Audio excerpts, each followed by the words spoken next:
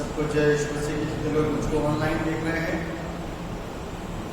या किसी भी रूप में उस संगति में जुड़े हुए हैं, परमेश्वर आप सबको आशीष और बरकत दे और अपनी सेवकाई के लिए बल और सामर्थ के साथ में इस्तेमाल करें। प्रभु का बारंबार धन्यवाद कि उसने एक खूबसूरत वक्त और खूबसूरत सुबह हमारी जिंदगियों में दी कि हम लोग उस महान परमेश्वर को अपनी जिंदगी के द्वारा महिमा और सम्मान दें। इसलिए दें क्योंकि वो हमको इतनी सारी चीजें सिखाता है, इतनी सारी चीजें बताता है, इतना सब कुछ समझाता है। यदि हम उसके भंडारों में से सीख जाएंगे तो हमारे जीवन उसको सदा महिमा दे सकेंगे और उसके लिए हमको बोलना नहीं पड़ेगा कि प्रभु हम तुझे महिमा देते हैं, तो महिमा ऑटोमेटिक प्रकट होने लग जाएगी। इसलिए धन्यवाद देना चाहता हूँ कि आज की सुबह के लिए एक बार फिर से हमारे और आपके लिए अवसर है कि हम परमेश्वर के वचन से कुछ और अच्छी बातों को, खूबसूरत बातों को, जो आज का थीम होगा, जो आज का टॉपिक है, जो आज का शीर्षक है, जिसके ऊपर आज हम लोग मनन करेंगे, हम लोग आज सीख सकेंगे। इससे पहले कि हम लोग कुछ बातों को और उसकी आज्ञाओं को सीखें और समझें और माने, उससे पहले मैं आपके सामने एक हिस्सा पढ़ूंगा जो मेरे साथ पढ़ना चाहता है। निकाल ले मत्ती रचित सुसमाचार उसका 5वां अध्याय, मत्ती रचित सुसमाचार उसका 5वां अध्याय और उसके 38 पद से लेकर के 38 पद से लेकर के 48 पद तक।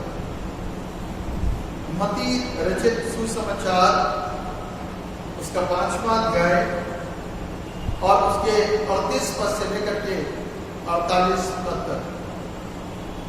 यहां पर इस प्रकार से लिखा हुआ है, तुम सुन चुके हो कि कहा गया था, आंख के बदले आंख और दांत के बदले दांत, परंतु मैं तुमसे ये कहता हूं कि बुरे का सामना न करना, परंतु जो कोई तेरे दाहिने गाल पर थप्पड़ मारे उसकी ओर दूसरा भी फेर दे। यदि कोई तुझ पर नालिश करके तेरा कुर्ता लेना चाहे तो उसे दोहर भी ले लेने दे। जो कोई तुझे कोस भर बेकार में ले जाए तो उसके साथ 2 कोस चला जाए। जो कोई तुझसे मांगे उसे दे और जो तुझसे उधार लेना चाहे उससे न मोड़। तुम सुन चुके हो कि कहा गया था, अपने पड़ोसी से प्रेम रखना और अपने बैरी से बैर, परंतु मैं तुमसे ये कहता हूं कि अपने बैरियों से प्रेम रखो और अपने सताने वालों के लिए प्रार्थना करो, जिससे तुम अपने स्वर्गीय पिता की संतान ठहरोगे, क्योंकि वो भले और बुरे दोनों पर अपना सूर्य उदय करता है, अधर्मी और अधर्मी दोनों पर मेघ बरसाता है। क्योंकि यदि तुम अपने प्रेम रखने वालों से ही प्रेम रखो तो तुम्हारे लिए क्या फल होगा? क्या महसूल लेने वाले भी ऐसा ही नहीं करते? यदि तुम केवल अपने भाइयों ही को नमस्कार करो तो कौन सा बड़ा काम करते हो? क्या निजातियां भी ऐसा ही नहीं करते? इसलिए चाहिए कि तुम सिद्ध बनो जैसा तुम्हारा स्वर्गीय पिता सिद्ध। ये प्रभु यीशु क्रिस्ट का सुसमाचार है। प्रभु यीशु क्रिस्ट की स्तुति हो। आइए हम सब लोग अपनी आंखों को बंद करें और प्रार्थना में एक साथ शरीक हों। जीवित और समर्थित पिता परमेश्वर, हम धन्यवाद देना चाहते हैं आज के इस खूबसूरत दिन के लिए जो आपने हम सबको प्रदान किया और अपने पवित्र भवन में लेकर के आए, ताकि प्रभु एक बार फिर से हम आपकी आज्ञाओं को, जो हो सकता है कि हम सीख गए हों, हो सकता है कि आज के इस विषय के ऊपर हम लोग ज्यादा प्रैक्टिकल साबित ना हो पाते हो सकता है कि शायद ये मानना हमारे लिए ज्यादा कठिन होता हो, चाहे वो मैं हूं, चाहे और अन्य सुनने वाले या प्रभु के लोग या प्रभु के मानने वाले। प्रभु हम आपसे दुआ करते हैं कि आज कुछ नए अंदाज में, जो मुझे भी नहीं मालूम है, अपनी पवित्र आत्मा की प्रेरणा से, पवित्र आत्मा की अगुवाई में अपने दास को उभार कर पवित्र आत्मा से भर के मुझे इस्तेमाल कर, ताकि मैं खुद आज की इस वाणी से रूबरू हो सकूं और नए तरीके से इसको देखूं, नए तरीके से समझूं, ताकि मेरा पिता परमेश्वर हम सब सुनने वाले और देखने वाले भली प्रकार से परमेश्वर के वचन को सीख जाएं और समझें। आप अगुवाई कीजिए, बगैर आपके प्रभु हम कुछ भी न सीख सकते हैं और न समझ सकते। आपसे विनती है, इससे पहले कि वचन मुख से निकले, हम सबको तैयार करिए और हम सब तैयार हो जाएं, ताकि परमेश्वर के वचन के भेद हमारे ऊपर बल और सामर्थ के साथ में चढ़ सकें और हम अपनी जिंदगी के द्वारा और अपने कर्मों के द्वारा, अपने चाल चलन और उठने बैठने और शब्दों के द्वारा प्रभु को महिमा दे सकें। धन्यवाद होता है पिता कि आपने हमारी प्रार्थनाओं को सुन लिया। दुआ में उद्धार करने वाले एकमात्र जीवित समर्थी प्रभु यीशु नासरी के नाम में करके मांग लेते जैसे सुनिए और कबूल कीजिए। आमीन। प्रभु का धन्यवाद देना चाहते हैं कि परमेश्वर ने एक खूबसूरत सा अवसर हम लोगों को दिया कि हम परमेश्वर के वचन से सीखें, सुने। जिस विषय के ऊपर आज हम मनन करने जा रहे हैं वो आज का जो सबक पढ़ा गया मत्ती रचित सुसमाचार, उसका 5वां अध्याय, उसके 38 पद से लेकर के 48 पद तक इसी से संबंधित है और उसका जो थीम है वो है Our God, our love for others should be without any limit, like the love of God. Our love for others should be without any limit, like the love of God. परमेश्वर के प्रेम के समान दूसरों के लिए हमारा प्रेम भी असीमित होना चाहिए। परमेश्वर के प्रेम के समान दूसरों के लिए हमारा प्रेम भी असीमित होना चाहिए। इस विषय के ऊपर हम लोग आज मनन करने जा रहे हैं। एक तरफ जो हम प्रभु यीशु के फॉलोवर हैं, दूसरी तरफ परमेश्वर का प्रेम उसके फॉलोवर्स के लिए, उसके मानने वालों के लिए असीमित है। तीसरी तरफ उसके मानने वालों के लिए एक आह्वान और एक आज्ञा कि उनका प्रेम दूसरों के लिए परमेश्वर के प्रेम के समान असीमित होना चाहिए। असीमित in the sense without any limit, यानी कि क्षमता से बाहर। कुछ बातें इस अध्याय के अंदर हम देखेंगे, पढ़ेंगे, जो बड़ी कठिन है। पढ़ तो दिया, लेकिन प्रैक्टिकल करने में बड़ा कठिन है। और इसको कैसे प्रैक्टिकल में लेकर के आएंगे, आज इस बात को हम सीखने की कोशिश करेंगे। बाइबल हमको बताती है, यीशु का कलाम हमको सिखाता है कि तुम सुन चुके हो कि कहा गया था, आंख के बदले आंख और दांत के बदले दांत। परंतु मैं तुमसे ये कहता हूं कि बुरे का सामना न करना, परंतु जो कोई तेरे दाहिने गाल पर थप्पड़ मारे उसकी ओर दूसरा भी फेर दे। अब ये अपने आप में इतना डिफरेंट और इतना हमारे और आपके लिए, सुनने वालों के लिए इतना अनप्रैक्टिकल बात हो जाती है कई बार कि इसको कैसे निभाया जाए। ये निभाने की बात है, इसको कैसे निभाया जाए बड़ा कठिन हो जाता। थप्पड़ तो बहुत दूर की बात हो जाती है, यदि इंसान हमको कुछ कह भी दे तो भी बहुत ज्यादा शर्मसार लज्जा भरी बात जाती है और किसी के ही झगड़े हो जाते हैं। बड़ा कठिन विषय जिसके ऊपर मैं आपके साथ में आज डिस्कशन कर रहा हूं, क्योंकि प्रैक्टिकली बड़ा कठिन है, लेकिन बाइबल हमको बताती है एक बड़ी खूबसूरत सी बात, जो पहला पॉइंट मैं आपके साथ में आज शेयर करना चाहता हूं, और वो ये है कि परमेश्वर अर्थात प्रभु यीशु मसीह की जो बुलाहट है हमारे और आपके प्रति और हमारे लिए, उस सिद्धता की सिद्धता, इंग्लिश में कहें तो परफेक्शन।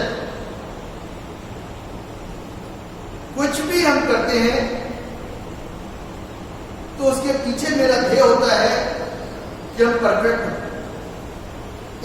इंजेक्शन लगाना तो बहुत सारे लोग सीख जाते हैं, डॉक्टर्स को तो आता ही है, स्टाफ नर्सेस को भी आता है, कंपाउंडर भी सीख जाते हैं, और नशा करने वाले अपने आप ही इंजेक्शन ठोक लेते हैं। अब परफेक्शन किसको कहा जाएगा? कहने को तो सब कह सकते हैं कि इंजेक्शन तो सभी लोग लगाते हैं और मजबूरी में लगवाया भी जाता है, लेकिन ज्यादातर इंसान किसको ढूंढता है, किससे इंजेक्शन लगाया जाए? उस व्यक्ति से जिसके इंजेक्शन की आहट तक ना पता चले, पता ही ना चले कि हमारे कुछ इंजेक्शन लगा भी है। बहुत लोगों का हाथ बहुत ज्यादा साफ, इतना हल्का होता है कि पता नहीं चलता। कई बार हम सोचते हैं कि भैया जल्दी से लगा दो, तो लगाने वाला भी होता कहता लग चुका। ठीक उसी प्रकार से ऐसे बहुत सारे लोग हैं जो संसार में इस तरीके से ही कार्य कर रहे हैं, लेकिन उनके इस परफेक्शन के विषय में पता नहीं चल पाता। ये तो सांसारिक बात मैंने आपके साथ में करी, लेकिन जिस विषय को आज हम डिस्कस कर रहे हैं वो है स्पिरिचुअल परफेक्शन। बड़ा मुश्किल है, लेकिन यदि आप इसी हिस्से को, इसी चैप्टर को पढ़ेंगे और इसके अंतिम वर्ष को पढ़ेंगे, 48 वर्ष को लिखा है, इसलिए चाहिए कि तुम सिद्ध बनो जैसा तुम्हारा स्वर्गीय पिता सिद्ध है। यीशु मसीह के विषय में लिखा है कि वो सिद्ध है, और मेरे और आपके लिए कह रहा है कि इसलिए चाहिए कि तुम सिद्ध बनो। मेरे और आपके लिए एक आवाज आ रही है, मेरे और आपके लिए एक आह्वान है कि तुम सिद्ध बनो जैसा तुम्हारा स्वर्गीय पिता सिद्ध है। यही तो बड़ा फर्क है।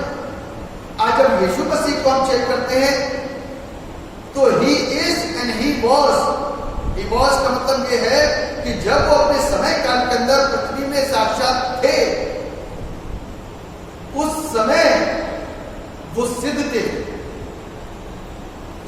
पतरस तुरंत आया, तलवार निकाली और पकड़ने वालों में से एक व्यक्ति था जिसका नाम था मरकुस, उसके कान को खटखट से तलवार मार के काट दिया। तभी प्रभु यीशु कृष्ण ने उसके कान को उठा करके कान को लगा दिया। अब आज की तारीख में ये चीज यदि मेरे और आपके साथ में यदि घटित हो जाती है तो बड़ा कठिन होता है। हम और आपको कहेंगे चलो बहुत अच्छा हुआ, दूसरे का बुरा हुआ, उस सता रहा था, वो परेशान कर रहा था। लेकिन यीशु मसीह यहाँ पर इसीलिए बहुत डिफरेंट है क्योंकि वो सिद्ध हैं और वो हमसे और आपसे अपेक्षा करते हैं कि चाहिए, इसलिए चाहिए कि तुम सिद्ध बनो जैसा तुम्हारा स्वर्गीय पिता सिद्ध है। और बार बार हम गिरेंगे और फिर उठ जाएंगे, बार बार हम गिरेंगे और फिर उठ जाएंगे, क्योंकि प्रभु यीशु मसीह का वचन हमको उठाने में सक्षम है। इसीलिए बाइबल में लिखा हुआ है धर्मी बार बार उठता है लेकिन उठ जाता है। क्यों उठता है मालूम है? क्योंकि वो अच्छी सोच होता है कि एक बार फिर से मैं कोशिश करूंगा, एक बार फिर से कोशिश करूंगा, एक बार फिर से मेहनत करूंगा, एक बार फिर से प्रयास करना। जब वो उसको स्मरण करके काम करता है तो बार बार उठ पाता है, लेकिन कोई उसको स्मरण नहीं करता तो वो उठ नहीं पाता।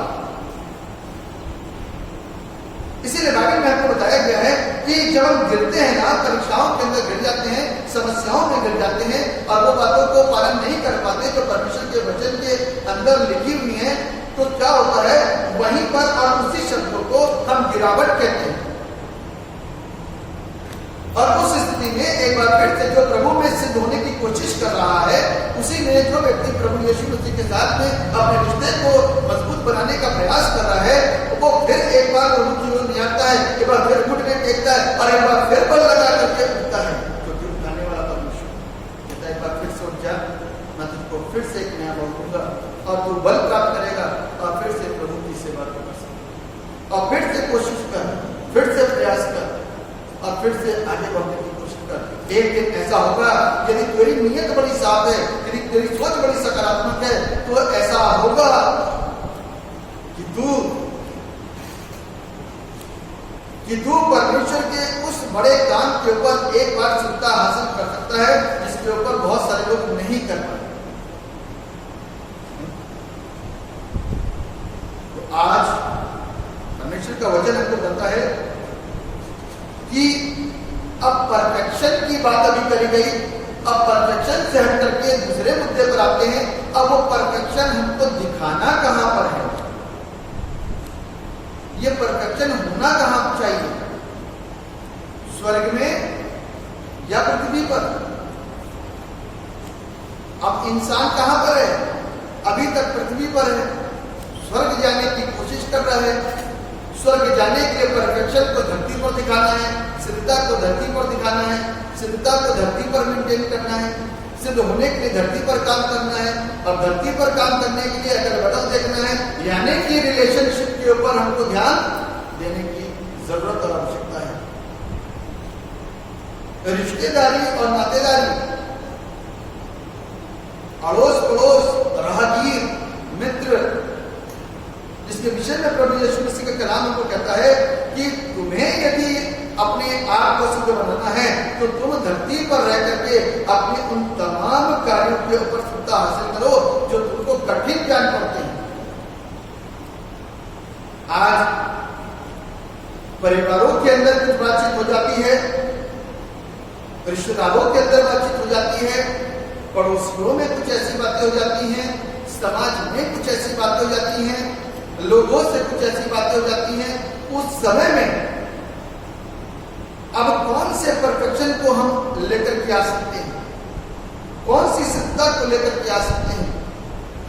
क्या हम परमेश्वर के वचन के ऊपर फॉलो कर पाएंगे?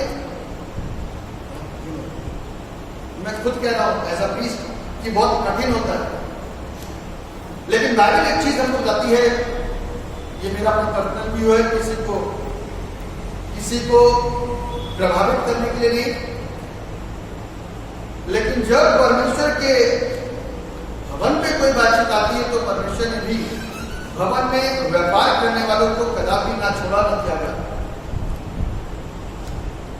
और उस चीज के ऊपर प्रभु यीशु मसीह नाराज हुए और नाराज होकर के उन्होंने उन व्यापारियों को जो गलत कर रहे थे, उन व्यापारियों को क्या करा, उस भवन से निकाल के बाहर करा और उनके व्यापारों को क्या कर दिया, नेस्त नाबूद। जो परमेश्वर के भवन में रह करके इस प्रकार की राजनीति और इस प्रकार के बिजनेस को उन्होंने करना आरंभ कर दिया था, उसके प्रति परमेश्वर ने आवाज उठाई और क्या करा, उन सारी चीजों को नेस्त नाबूद। लेकिन बाइबल बताती है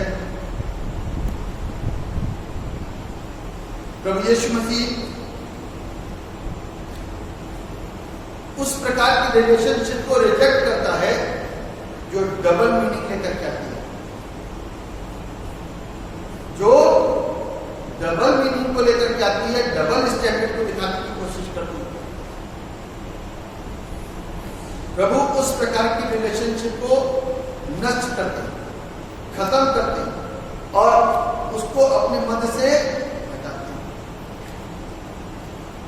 बाइबल में भी हम और आप देखें तो प्रभु यीशु मसीह ने माता मरियम को हे नारी कहा और उसका सारा फोकस अपने स्वर्गीय पिता परमेश्वर के ऊपर ही केंद्रित है।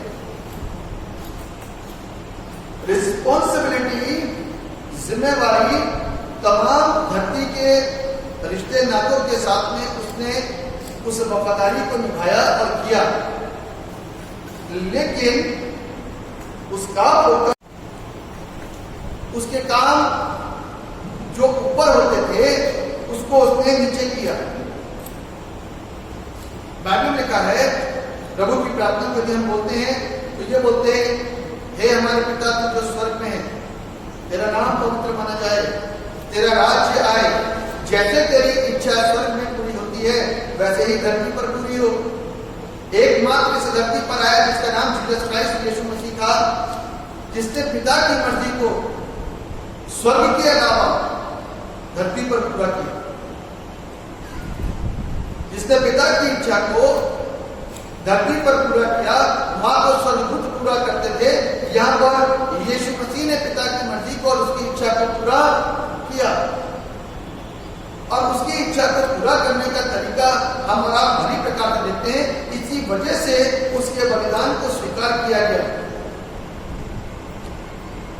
क्योंकि प्रभु यीशु मसीह जो इस धरती पर आए, एक विशेष उद्देश्य के साथ में आए, एक विशेष काम को करने के लिए आए, एक विशेष जीवन को लेकर के आए, और वो सारी चीजें, इसीलिए बाइबल में लिखा हुआ है, छठा कलमा जो कहता है, कहता पूरा हुआ है, और ये भी कहता है जो जो तुमने मुझको आज्ञा दी करने को मैंने सब कुछ सिखा दिया, अब काम पूरा हुआ।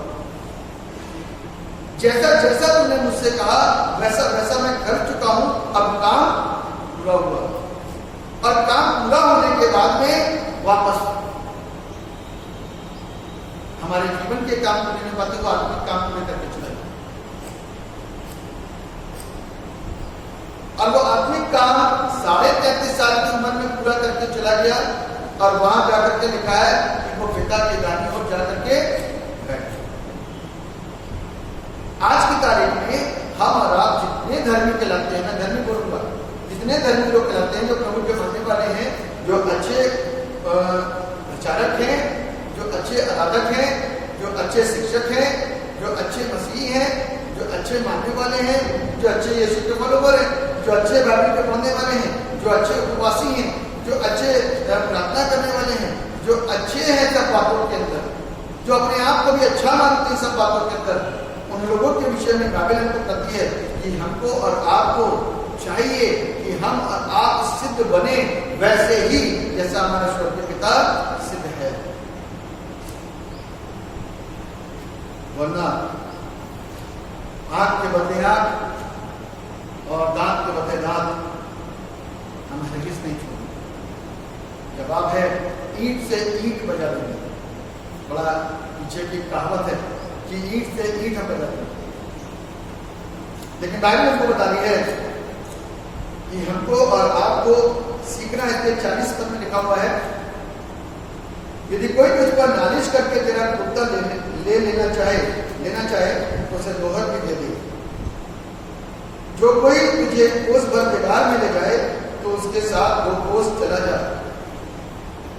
जो कोई तुझसे मांगे उसे दे, और जो तुझसे उधार लेना चाहे उससे मुंह न मोड़। 4 बातें यहाँ पे बतानी है, एक तो वस्त्र, एक साथ में चलना, एक कुछ मांगना और एक उधार मांगना। 4 बातें यहाँ पर बताई गई। कई बार बहुत सारे ऐसे लोग होते हैं जिनको हमारी कुछ चीजें पसंद आती हैं और वो हमसे मांगते हैं सच्चाई के साथ में। हो सकता है बहुतों के पास में वस्त्र ना हो तो हमसे मांगते हैं, तो हमको दे देना चाहिए। देने से कभी भी हम खिसते नहीं, कभी घटते नहीं, और परमेश्वर और ज्यादा ही देता है। दूसरी बात, यदि कोई किसी काम से आपको लेकर के जा रहा है, सोचिए, फर्ज करिए, एक छोटा सा उदाहरण, मैं किसी बंदे को कहूं आप आपके चलने से मेरा एक काम हो जाएगा, आप प्लीज मेरे साथ चलोगे, यहाँ से मेरे साथ चलोगे, खर्चा मैं दूंगा, आप मेरे साथ चलोगे? कहाँ चलना है जी? इलाहाबाद चलना है। 10 बार क्या सोचेगा इंसान? इलाहाबाद इतनी दूर, कितने दिन लगेंगे? 4 से 5 दिन लगेंगे। इतने दिन परिवार को छोड़ूंगा, ये करूंगा, तरह तरह के विचार मन में। अब रास्ते में चलते चलते पता लगा बीच रास्ते में पहुंचे, गाड़ी में कोई खराबी आ गई, 1 दिन सिर्फ गाड़ी में एक्स्ट्रा लग गया। जो लेकर के गया वो सोच रहा है भैया मन न बदले की तरीके से कहीं दूसरी गाड़ी पकड़ के वापस न होने, क्योंकि उसको तो काम निकालना है। और वो बंदा सोच रहा कहाँ जाकर के फांस दिया। कोई व्यक्ति तुझे अपने साथ 1 कोस ले जाए, कहाँ ले जाए? तुझे 1 कोस ले जाए तो उसके साथ 2 कोस चला जाए। तो कई बार जब ऐसा होता है, जब हमारे काम कर रहे होते हैं और हम किसी को लेकर के जाना चाहते हैं और वो हमारे साथ चला जाता है, तो हमारे और आपके कर्तव्य भी सिद्ध होने के लिए कुछ ऐसा ही हमको सिखाते हैं कि हमको भी ऐसी ही मदद दूसरों के साथ में कर देनी चाहिए। इसीलिए चाहे दिन हो चाहे रात हो, यदि आपके पास में अवसर है और मौका है और आपको तवज्जो दिया जा रहा है, आपको बुलाया जा रहा है, आपको आपके द्वारा किसी की हेल्प हो सकती है, तो उसको करने में पीछे कभी भी नहीं हटना चाहिए। ये मैंने नहीं सिखाया, ये प्रभु यीशु क्रिस्ट के वचन ने हमको सिखाया। कोई आपसे कुछ मांगे तो आप उसको दे दो। लॉकडाउन के दौरान में यदि कोई कुछ मांगे और आपके पास में देने के लिए हो तो 10 लोग मालूम क्या कहेंगे? लॉकडाउन चल रहा, सबसे पहले लॉकडाउन चल रहा, सैलरी हाफ हो गई है, पता नहीं आगे मिलेगी कि नहीं मिलेगी। तरह तरह के जवाब तरह तरह के लोगों के पास में सिचुएशन से जाते हैं। लेकिन मैं ये सोचता हूँ कि उसी लॉकडाउन के दौरान उस व्यक्ति के समान आपकी हालत हो और आप कहीं मांग रहे हो और ना मिले तो कैसा लगेगा? ना मिले तो कैसा? यदि किसी के पास में नहीं है तो वो बात अलग है कि आप बोल सकते हो कि मेरे पास नहीं है। और यदि आपके पास में सफिशिएंट है और वो बंदा कहता है मुझे उधार दे दो, तो उधार मांगने वाले व्यक्ति की पहले से साफ होनी चाहिए कि जो समय वो मांग रहा है उस समय पर वो दे, और फिर जो व्यक्ति उधार दे रहा है वो उसकी हेल्प कर दे ताकि उसका काम चल सके। क्योंकि मैं इस बात को जानना हूं कि लॉकडाउन के इस समय स्थितियां और परिस्थितियां बहुत ज्यादा बिगड़ रही हैं, बहुत विकट हो रही है। नौकरियां छूट रही हैं, लोगों को निकाला जा रहा है जॉब से, भुखमरी हो रही है। जब लोग डिपेंड होंगे, आप सोचते हैं कि हमारे भारत में कितने प्रतिशत लोग काम करते हैं लेबर क्लास पर, जो सिर्फ अपनी सैलरीज पर डिपेंड होते हैं, और उनमें से बहुत सारे ऐसे लोग हैं जिनके घर में पत्नियां कुछ नहीं करती, सिर्फ पति काम कर रहे हैं। आप डेली में काम करने वाले मजदूरों को देखिए, 300, 350 रुपए, 500, 550 रुपए लेकर के जाते हैं, और यदि उनके सारे काम बंद हो जाए तो उनका घर कैसे चलेगा? बड़ी मुसीबत है। तो बाइबल हमको बताती है कि हमको ऐसी स्थितियों में यदि कुछ भी नहीं कर सकते तो प्रार्थना हमारे पास में एक मुख्य हथियार है, और प्रार्थना करें, क्योंकि इस समय इस सारी दुनिया की और हमारे देश की भी हालत कुछ ऐसे ही हो रही है। बहुत सारी चीजें जब हम ऊपर लेवल पर देखते हैं तो सब अच्छी दिखाई देती है, नीचे के स्तर पर देखते हैं तो स्थिति काफी चरमरा चुकी है। और बाइबल हमको जो सिखा रही है वो हमको कुछ ऐसा बताती है कि यदि कोई तुझसे मांगे तो उसे दे। आपके पास भोजन खिलाने को है तो आप खिला दो। कोई आता है आपके पास भोजन खिलाने को है, यदि वो भूखा है तो उसको खिला दो। आनाकानी मत करो, ढिलाई मत करो, सुस्ती मत करो, कर दो। ताकि उस बंदे का पेट भर सके और वो आपको और हमको दुआएं दे सके। लिखा हुआ है इसके 43 वर्ष के अंदर, तुम सुन चुके हो कहा गया था कि अपने पड़ोसी से प्रेम रखना और अपने बैरी से बैर, परंतु मैं तुमसे ये कहता हूं कि धर्मियों से प्रेम करो और अपने सताने वालों के लिए प्रार्थना करो, जैसे तुम अपने स्वर्गीय पिता की संतान ठहरोगे, क्योंकि वो भले और बुरे दोनों पर अपना सूर्य उदय करता है, धर्मी और अधर्मी दोनों पर मेघ बरसाता है। क्योंकि यदि तुम अपने प्रेम रखने वालों ही से प्रेम रखो तो तुम्हारे लिए क्या फल होगा? क्या महसूल लेने वाले भी ऐसा ही नहीं करते? तो बाइबल बताती है कि परमेश्वर सबके ऊपर सूर्य उदय करता है, चाहे वो धर्मी हो चाहे वो अधर्मी हो। बाइबल बताती है कि वो सबके ऊपर मेघ बरसाता है, चाहे वो धर्मी हो चाहे सब पर अपनी दया और सब पर अपनी करुणा। तो मेरे और आपके फर्ज बनते हैं कि मैं और आप भी अपने संसारिकता से थोड़ा सा अलग होकर के, क्योंकि हम और आप यीशु मसीह को फॉलो करते हैं, हम और आप किसको फॉलो करते हैं? यीशु मसीह को। और यीशु मसीह की पहचान बनी हुई है। यीशु की तो पहचान बिल्कुल डिफरेंट बनी है। कैसे डिफरेंट बनी मालूम है? यीशु मसीह की पहचान कुछ ऐसे डिफरेंट है, उसने हजारों को की, लाखों को की, मुर्दों को जिला दिया, लंगड़ों को जिला दिया। और यीशु मसीह के फॉलोवर की पहचान कैसी बनी है? अच्छी बनी थी, अब थोड़ी सी सूरत उसकी बिगड़ गई है।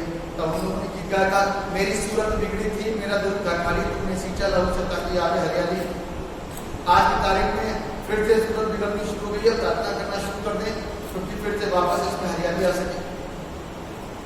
और जब उसके अंदर हरियाली वापस आएगी तभी तो उसकी जय जयकार कर पाएंगे। अपनी लाइफ को सिद्ध करने के लिए हमको और आपको यीशु मसीह की ओर अपनी निगाहों को करना है, ताकि हम आशीषित हो जाएं और उसको अपने जीवन से सदा धन्यवाद दे सकें। यदि हम ऐसा नहीं करेंगे तो ये मेरे और आपके लिए बड़ी मुश्किलात की बात है, बड़ी समस्या की बात है। तो इसलिए जिस चीज के ऊपर आज हम लोग डिस्कस कर रहे हैं बड़ा कठिन है, बहुत ज्यादा कठिन है, लेकिन कोशिश करें, प्रार्थना करें, कोशिश करें, प्रार्थना करें, गिरते हैं फिर उठेंगे। लेकिन यदि हम प्रभु की आज्ञा को सरासर तिरस्कृत कर देंगे तो वो मेरे और आपके लिए दुखदायी हो सकता है। इसीलिए यदि आप रोमियो की पुस्तक पढ़ें, उसके 13वें अध्याय और उसके 8वें पद को, तो यहाँ पर कुछ ऐसा लिखा हुआ है, आपस के प्रेम को छोड़ और किसी बात में किसी के कर्जदार ना हो, क्योंकि जो दूसरे से प्रेम करता है वो उसी में व्यवस्था पूरी करेगी। जो दूसरे से प्रेम करता है व्यवस्था तो सिर्फ वही पूरी करता है, किसी और चीज के कर्जदार ना हो, है ना? गांधी कहता है आपस के प्रेम को छोड़ और किसी बात में किसी के कर्जदार। लोग कह सके कि भाई वो तो बहुत अच्छा इंसान, बहुत प्यार का इंसान, वो ये न कहे भैया उसने तो दिया ही नहीं, है ना? वो ये कहें कि भैया वो बहुत अच्छा है और बहुत प्यार करता है, हर एक समय में हर एक चीज की सुधी लेता है, हर चीज को समझता है और सोच समझ के सारे कामों को करता है, और वक्त वक्त पे जैसी हमारी आवश्यकता होती है वो उस वक्त में हमारी मदद करता है। और जो सारी चीजें मदद करता है, ये होता है, तो सारी चीजें प्रेम से ही हुई। यदि प्रेम नहीं करेंगे तो हम कुछ भी रिएक्ट जो संसारिक उसकी मदद हेतु है वो कभी नहीं कर सकते। वो सारी चीजें प्रेम के ऊपर डिपेंड करती है। यदि हम प्रेम करते हैं प्रभु यीशु से तो धरती पर उसको प्रकट करें, क्योंकि सारी चीजों का प्रकटीकरण कहां पर हो रहा है? धरती पर हो रहा है, जीते जी हो रहा है। मर जाएंगे तो कुछ नहीं होगा, जीते रहेंगे, प्रकट करते रहेंगे तो उसको महिमा देंगे, क्योंकि बड़ा इसको रहे और पूरा संसार की बातों को कर रहे। तो मैं और आप ध्यान रखिएगा, नैतिक शिक्षा के अंदर कहीं ना कहीं असफल पाई जाती है। इसको बोलते हैं नैतिक असफलता। नैतिक जीवन बड़ा खूबसूरत होता है, एथिकल लाइफ बड़ी खूबसूरत होती है। वहीं पर हमारे जीवन के अंदर नैतिक असफलता पाया जाना, ये मेरे और आपके लिए एक बड़ी गिरावट की बात होती है। विश्वास की गिरावट, प्रेम की गिरावट, धर्म की गिरावट, धार्मिकता की गिरावट, सिद्धता की गिरावट। यदि इन सारी चीजों में हम अपने आप को नियंत्रित ना कर सके तो मेरे और आपके लिए सारी चीजें बड़ी मुश्किल होंगी। तो हमको और आपको इस विषय को भली प्रकार से समझने की जरूरत है। जब हम इन सारे विषयों को भली प्रकार से सीखेंगे, परमेश्वर के वचन के अनुसार प्रभु की आज्ञा का पालन करेंगे, जैसा उसने कहा वैसा मानेंगे, तो मैं ऐसा सोचता हूँ कि हमारे जिंदगियों के अंदर आज से ही बहुत सारे परिवर्तन आने शुरू हो जाएंगे। यूसुफ के भाइयों ने उसके साथ यानी कि यूसुफ के साथ बड़ा दुर्व्यवहार किया है।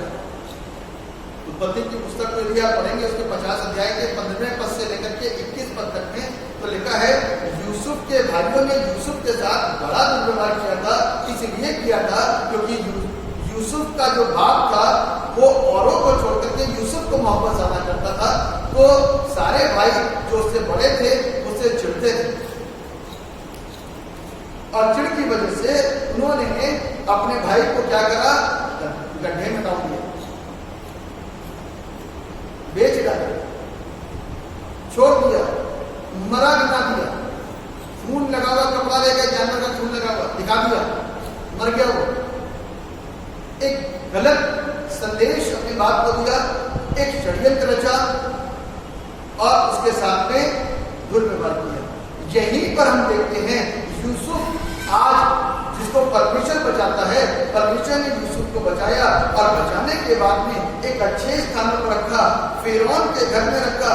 फिरौन ने जब देखा कि इसके अंदर परमेश्वर का रूह वास करता है, परमेश्वर इसकी सुनता है, तो फिरौन ने उसको अपने राज्य का, मिस्र का अधिकारी बना दिया। दर्शनों को देखता था, दर्शनों के अर्थ बताया करता था, सभी अर्थ बताता था। तो फिरौन ने जब देखा कि इसके जीवन के अंदर परमेश्वर पाया जाए, परमेश्वर की बातें पाई जाती हैं और परमेश्वर की दृष्टि इसके ऊपर बनी रहती है और जैसा जैसा कि अपने पिता से, अपने परमेश्वर से मांगता है वैसा होता है, ठीक उसी प्रकार से जैसा ये मांगता है। तो फिरौन ने अपनी सारी अधिकार जो थे उसको सौंप दिए। लिखा है राज्य का भी और परिवार का भी अधिकार दे दिया और यूसुफ बड़ी ईमानदारी के साथ में उसको पालन करने लग गया। और एक समय आया कि स्वप्न देखा गया और स्वप्न के अंदर, दर्शन के अंदर उसने इस बात को पाया कि अकाल पड़ने वाला है और अकाल से पहले संपन्नता होने वाली है और उस संपन्नता के अंदर किस प्रकार से हमको संभालना है अपने राज्य को, उसके लिए उसने प्रयास करा, उसके लिए उसने कोशिशें करी और सारा अधिकार यूसुफ को जो दे दिया गया था, यूसुफ ने बड़ी मेहनत करी और पूरी संपन्नता, इतना अनाज हुआ, इतना अनाज हुआ, इतना अनाज हुआ कि आने वाले सालों तक जो 7 साल का प्रकोप था, अकाल था, किसी प्रकार की समस्या नहीं। लिखा है और अड़ोस पड़ोस के लोग भी वहीं से आकर के लेकर के जाते थे भोजन वस्तु में और अपने पेट को भरा करते थे। एक बंदे की वजह से हजारों आदमी खा रहा है, एक बंदे की वजह से हजारों आदमी जीवित है, एक बंदे की वजह से परमेश्वर का उपकार हजारों और लाखों के ऊपर है। किसकी वजह से? एक, वो एक कौन है? जो परमेश्वर का भय मानता है। एक कौन है? जो परमेश्वर की आज्ञा को पालन करता है। एक कौन है? जिसने धरती पर रह करके परमेश्वर की आज्ञा को यहाँ पर मानना शुरू करा। एक कौन है? जो सिद्धता की ओर आगे चल रहा है, सिद्ध नहीं है, सिद्धता की ओर आगे चल रहा है। एक कौन है? जो परमेश्वर से बातें करता है।